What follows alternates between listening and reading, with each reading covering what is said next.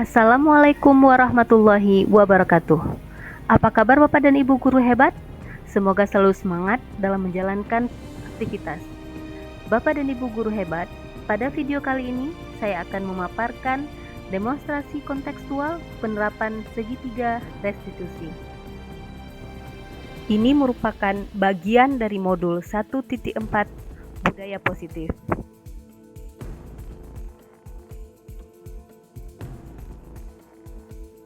Bapak dan Ibu guru, pertama sekali marilah kita melihat pengertian dari restitusi.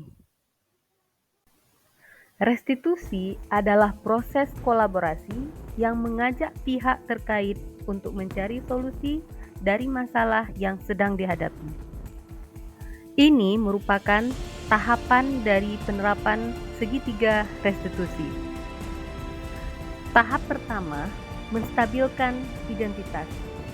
Tahap kedua, validasi tindakan yang salah. Dan tahap terakhir, yaitu menanyakan keyakinan.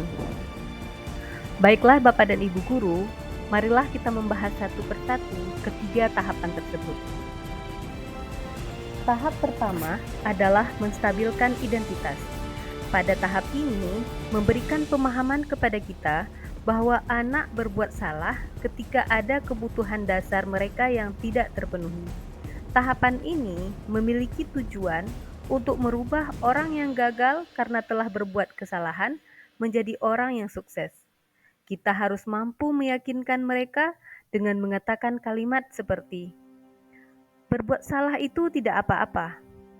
Bapak atau Ibu juga pernah melakukan kesalahan seperti itu."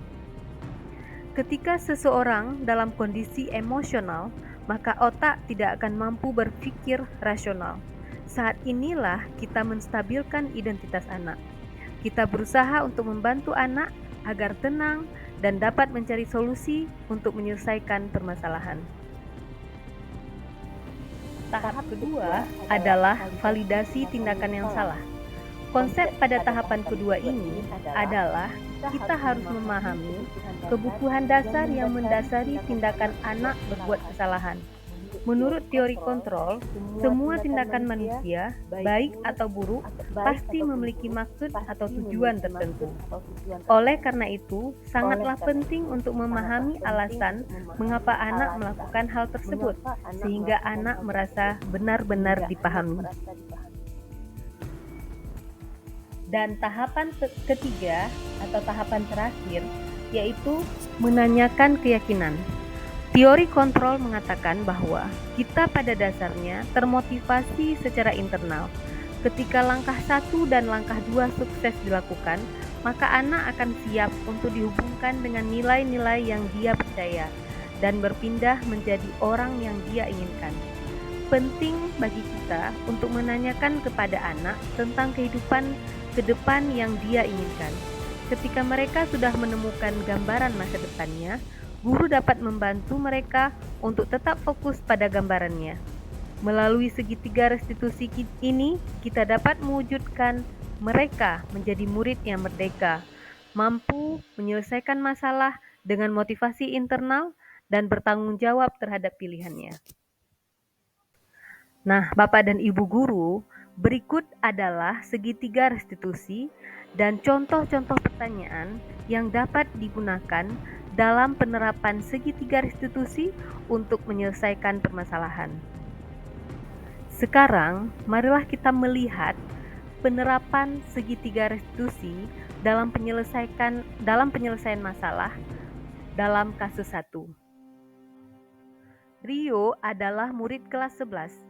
Pada saat ujian, Rio melanggar peraturan dengan menyontek hasil kerja teman sekelas. Oleh karena itu, dia dilaporkan oleh pengawas ujian kepada wali kelas karena pelanggaran tersebut. Rio tahu tidak kenapa Rio dipanggil kemarin? Saya tadi nyontek satu jam. Bagus Rio, kamu menyadarinya.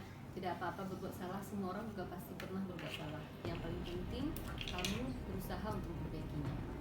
Baik Bu, Ibu yakin kamu pasti bisa Rio. insyaallah Bu. Kamu pasti punya alasan kenapa kamu melihat hasil kerja teman tadi. Semalam saya tidak belajar, saya main game. Apa kamu sudah punya cita-cita?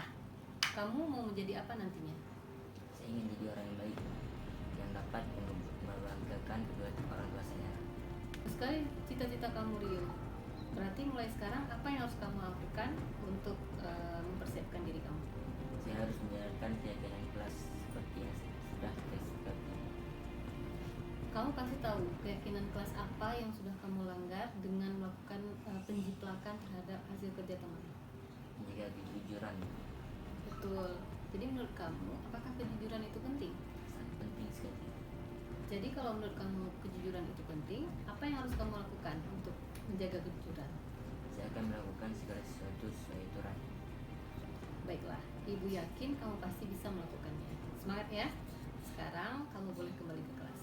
Ibu, terima kasih banyak Bu. Sama-sama. Saya Rio, saya sangat berterima kasih sama Ibu Lydia karena mengingatkan saya untuk sikap jujur. Saya berjanji akan terus berusaha jujur dalam melakukan apapun, karena kejujuran itu sangat penting untuk meraih kesuksesan hidup. Kasus 2. Kevin adalah murid kelas 10. Dia sering datang terlambat ke sekolah. Suatu hari, ibu wali kelas memanggil Kevin untuk mendiskusikan masalah ini. Kevin, kamu tahu tidak kenapa Ibu memanggil kamu ke ruangan itu? Karena saya telah melakukan kesalahan. Kesalahan apa yang sudah kamu perbuat? Saya telah masuk kelas hari ini. Bagus kalau kamu tahu tindakan kamu salah. Ibu hanya ingin mencari solusi agar permasalahan ini bisa diselesaikan, karena tidak ada manusia yang sempurna. Ibu juga pernah berbuat salah, melakukan segala sesuatu yang tidak sesuai dengan aturan. Tapi yang paling penting, kita harus berusaha untuk melakukan yang terbaik yang kita bisa. Ya Bu, Semua yang kita lakukan pasti ada alasannya kan? Mengapa kamu datang terlambat? ya Bu, saya datang terlambat karena harus mandi di asrama. Kamu tahu kan, di asrama itu kamu tidak sendiri, dan kamu juga harus berbagi fasilitas dengan teman-teman yang lain. Benar Bu, Apa kamu masih ingat keyakinan kelas kita? masih Bu. Kira-kira dengan datang terlambat ke sekolah, keyakinan kelas apa yang sudah kamu langgar? Datang tepat waktu Bu. Nilai kebajikan apa yang bisa kita jiwai kalau kita bisa datang tepat waktu ke sekolah? Nilai kedisiplinan Bu. Bagus. Jadi menurut kamu, apakah disiplin itu penting? Penting Bu. Kalau menurut kamu disiplin itu penting, kira-kira apa yang bisa kamu lakukan untuk mengatasi atau memperbaiki masalah ini? Saya akan bersiap-siap lebih awal dan datang ke sekolah tepat waktu. Bagus, Ibu yakin kamu pasti bisa. Semangat ya. Dan sekarang kamu boleh kembali ke kelas. Baik Bu, terima kasih. Saya sangat berterima kasih kepada Ibu Lydia karena beliau menyelesaikan masalah saya dengan sangat baik, dengan cara menyadarkan saya bahwa yang saya lakukan adalah salah dan melanggar kedisiplinan. Ke depan saya akan terus berusaha untuk mempersiapkan diri lebih awal dan datang ke kelas tepat waktu. Bapak dan Ibu guru, kesimpulan yang dapat kita ambil dari proses penerapan penyelesaian masalah menggunakan segitiga restitusi adalah bahwa setiap murid pasti pernah berbuat kesalahan. Namun, guru harus berupaya untuk menuntun murid agar dapat menyelesaikan permasalahan dengan keyakinan sendiri dan dengan penuh rasa tanggung jawab, sehingga diharapkan murid dapat menyadari bahwa sikap disiplin positif sangat penting untuk diterapkan untuk mencapai kesuksesan di masa yang akan datang. Demikianlah pemaparan saya terkait demonstrasi kontekstual modul 1.4 yaitu budaya positif.